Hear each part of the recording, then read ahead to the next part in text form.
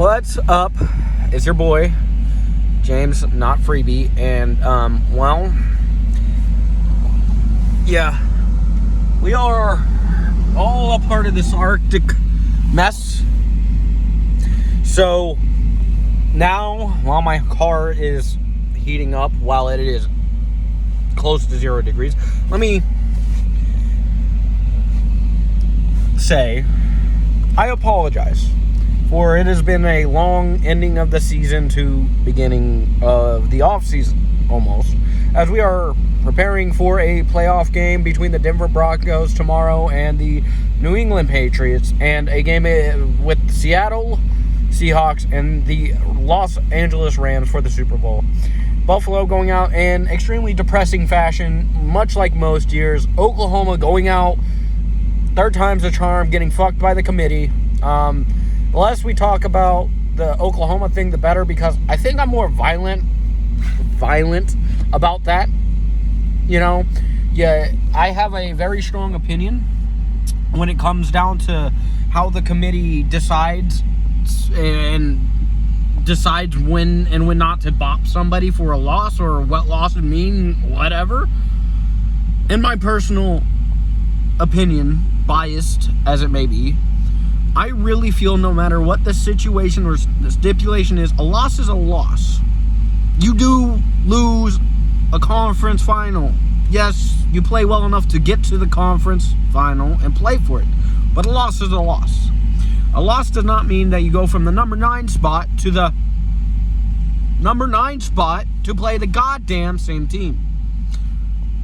It is impressive.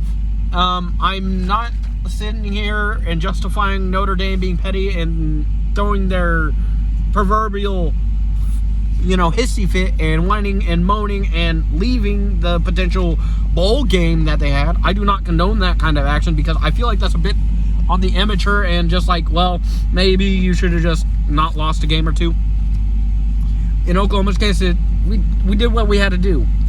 When you have your slider set to slightly less, from 100% defense is no offense to 95% offense or defense and 5% offense, you're going to end up with much the same results. Except for the luck really went on our side, and we ended up winning a couple more of those games that we lost last year. And we got to go back to the playoffs and have a playoff game at Norman, which felt splendid. At Oklahoma after the championship, and regardless, Oklahoma football in the playoffs was always going to have that different atmosphere. It was kind of nuts to even witness it, even on the television. As far as Buffalo, my diehard, I am tattooed with them, so regardless. After the depressing end where there was a interception that was never an interception the day after, when there was a separate game, coming down with the ball, I think it was Brandon Cooks, defender landed on top of him after he had gained possession of the ball. Yes, the defender had one fucking hand on the ball. He had possession of the ball as his knee, shin, and most of his lower body was down, got landed on top of, and then the ball came out in the hands of the opposite possession immediately, without review, without any argument, without any interception. Now, mind you, the refs had been non-calling forward progress and left and right doing yada, yada, yada, and not really helping anybody else. To go into overtime competing, and then on the last drive, a bad DPI call initially, followed by another DPI call that was actually out of frustration. And it's not the first time. Tre'Davious White this year has kind of had a weird year. Most of the year he's held it down and been what fans knew he was going to be, which is a very solid player. But honestly, there was a lot of times, and that was an emotional penalty, but regardless, there's a lot of times where I see him trying too hard and trying to make something happen that maybe he shouldn't. And that was one of those plays, and it was a frustration DPI, and then he got the necessary, or got the excessive whatever call after that, and then the game was over with a field goal. So we go home.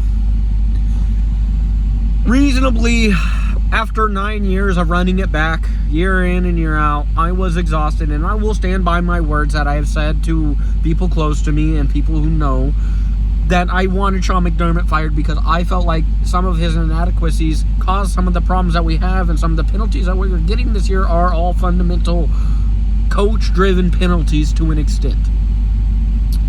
They did.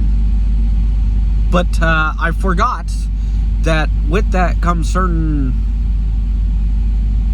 repercussions. And the repercussions this time are Brandon being getting promoted. Now, for a moment there, it doesn't sound bad. The guy who brought in Josh Allen, brought in all these players, yada, yada, yada, the same person who didn't bring in a receiver. Put a pin in that real quick. Let me. They promoted him because of his maturity thing. Because he's mature and has good leadership, things. This man has called in multiple times to PFF and to grading companies who are criticizing his decisions, good or bad, and whining and telling them that he'll pull business and that he'll being extremely petty and immature about how he handles how people talk about his moves.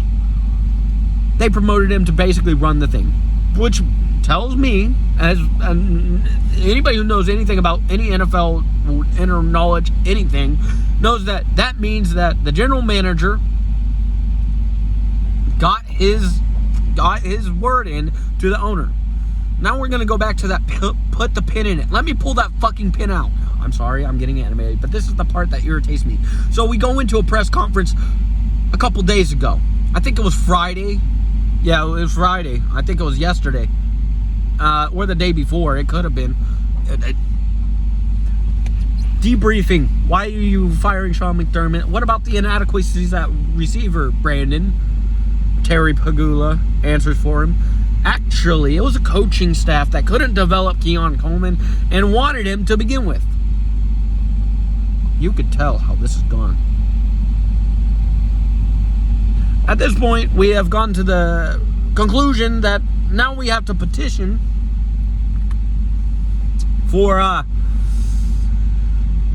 Sean McDermott to come back. Now, the coaching hiring process has been great.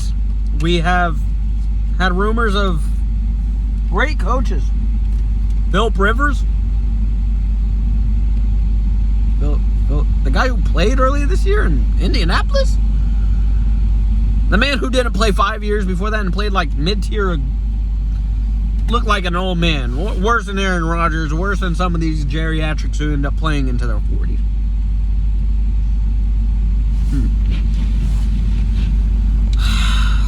And now, I heard Mike McDaniel, but I heard that was a weird one where it was the only one that I heard Josh Allen wanted to have his hand in and wanted to say something about. Maybe they're really putting it like, who does Josh want? If we end up with Sean McDermott back again, and that this was just a circle with a lot of drama, this could end up one of two ways. This could be one of those stories that we look back on and laugh at. Or it could be the beginning of the end. I don't want it to be the latter because as a Buffalo diehard, as someone who's, especially as he's grown through high school and later, as I've gotten later in life, especially as I have had children, it's meant more to me, especially as it was the passion given to me by my father. May he rest in peace. But if he had to see this and if we were talking it, I think we'd talk the same thing and would be shaking our head all the way here from the 405. We'd be shaking our head and going, no, no, no, no, we're not ready, no. Like, that. I'm doing that now. I don't want to watch this team disappoint me over and over and over again because it's getting tiring. I understand that there's a lot of fan base in the field, but this is the Bills' luck. 4 straight Super Bowls, 3 years before I was born. That was the last one. Losing. Now we're losing late in the playoffs, but we're teaching people how archaic the modern rule book is. That's another point. Why can't we have a modern rewrite of the rule book? It's been 20 goddamn years. I think the one we're using is from 05. Can we please think about it? Can we modernize it for the things that we're doing? The things that people are doing to take advantage of it? If it takes Buffalo every single time to change the playoff rules, overtime rules, yeah, you want to, but in the playoffs, don't you want to give both teams an opportunity to at least show that they could respond to But no. Well, a depressed Buffalo fan, but also an optimistic one, but also a very pessimistic one. Someone who just wants the best for the future. As an Oklahoma fan that just wants a little bit more offense with the same defensive intensity next year, because we're not getting rid of Brent. God, please help my sports. Oh, by the way, Rolex 24, the Daytona 24 racing season is about underway. We have 3 weeks until the Daytona 500, and then right around that F1 starts, and then we get into all the other things, WEC and all that. But IMSA starting today, but it should be going on right now as I'm making this. But y'all guys take it easy. It's James, not Freebie. Take it easy.